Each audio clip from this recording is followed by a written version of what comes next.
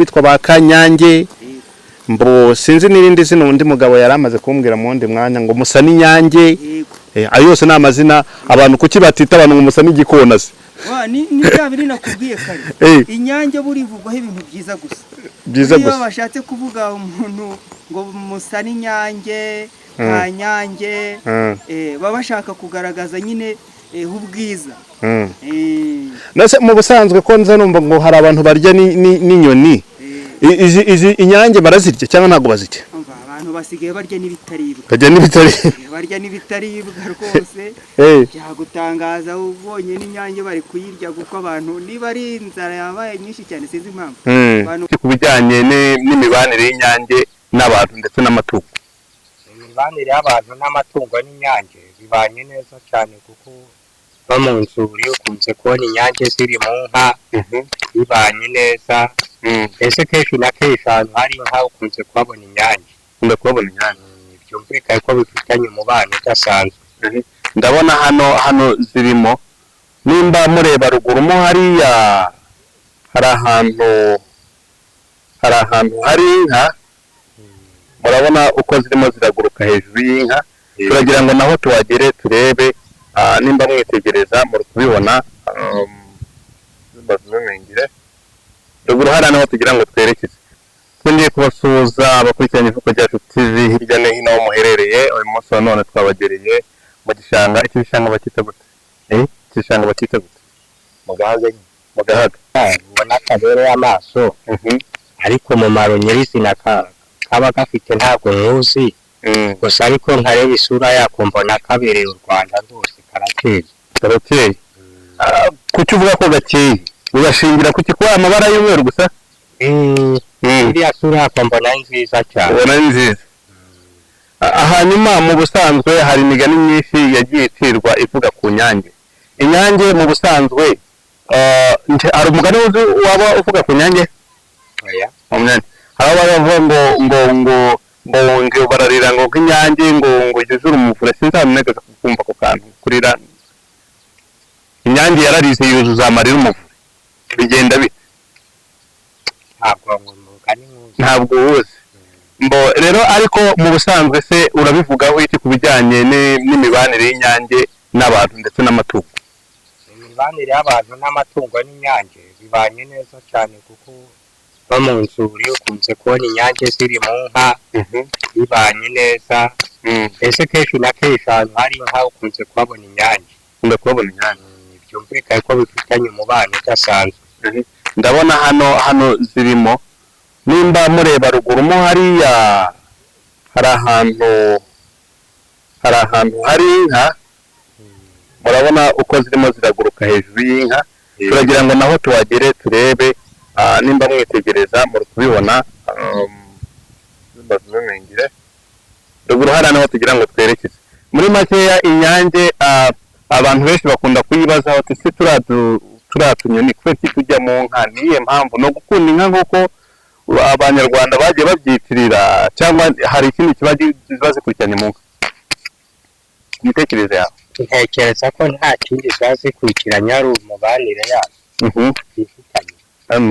zifitanye mu busanzwe se mo hano zikunda kuba ari nyinshi ko mo hano zirahaza rero murakoze kubw'akanya gato muduhaye iri ni ivuko ryacu bibungabunga bigera hirya no hino mu tuntu n'utundi ariko bishingiye ku ivuko ry'abantu n'ahangaha rero dushyitse ku ivuko dusanga twashaka kumenya byinshi ku Nyange ariko ubwo tubonamo hariya ziri kumwe n'inka mugani reka tungereyo naho mbanze ndebe ibyaho hari abitwa ba Kanyange ba musa n'Inyange aha kubera urukundo bakunze n'isuku ibifite wese igira isuku gute kandi mbona yirirwa muri ibi biziba kandi kaba ari umweru n'uvuga musa n'Inyange niyaba umweru bisobanura ikintu cyiza kizima gitunganye okay reka mbanze ngereyo ndebe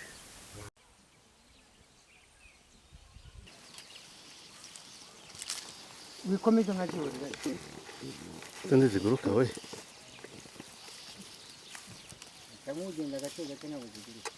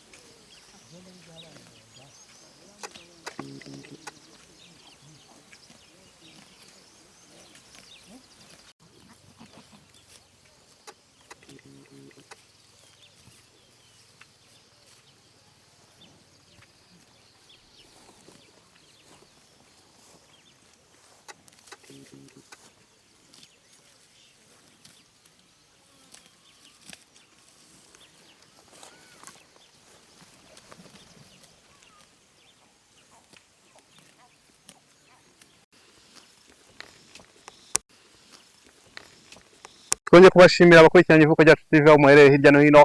Uyu munsi wa none nk'ibisanzwe tujya hirya no hino tureba byiza bitandukanye bitatse u Rwanda.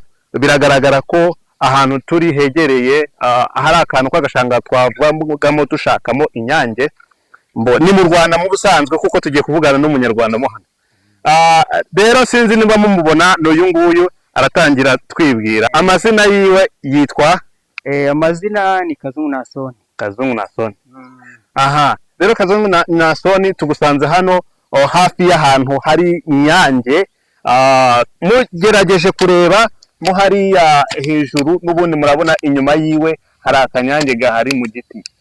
Rero hano tuhasanze inka zari zihari, nabwo mwabona inyange zirimo ziratambuka hano, zirimo ziratambuka, ziba ziri kumwe n'inka, ibyo zikora zose ubuzima bwazo n'inka.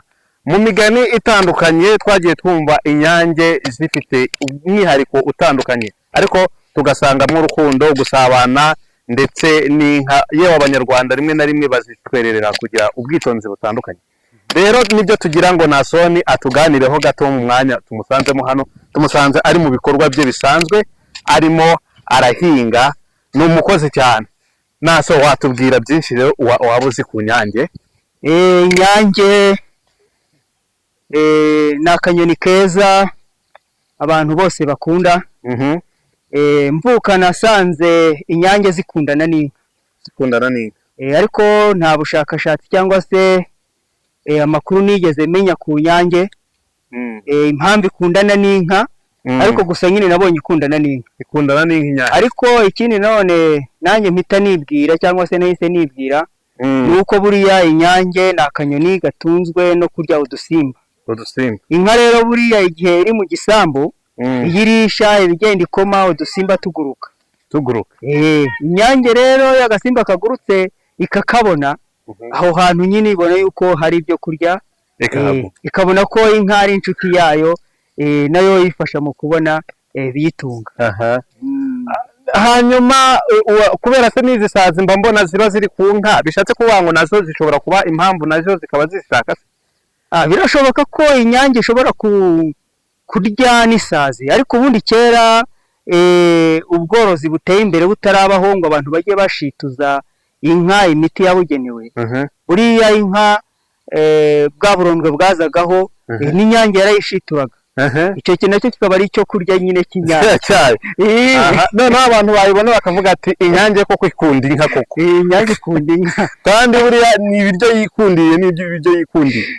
Buriya n'ubundi se wagira ngo uretse n'abantu cyangwa uretse n'inyange, wagira ngo buriya abantu we ibintu bakunda byinshi si inyungu bakunda kubibonamo. No kurya muri make.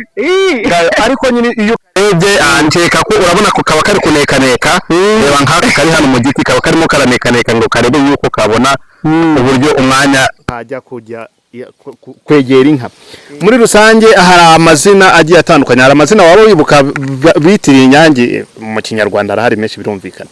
Inyange nta mazina naba nzi, ariko icyo nzi nuko inyange yagiye ikunda kuvugwa mu migani nyarwanda, ariko ahantu hose inyange ivuzwe ikavugwaho ibintu byiza.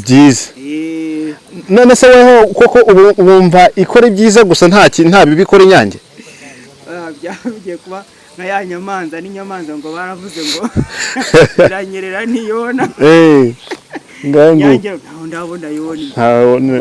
Inyange navuga ikibi cyayo ko ari igiki.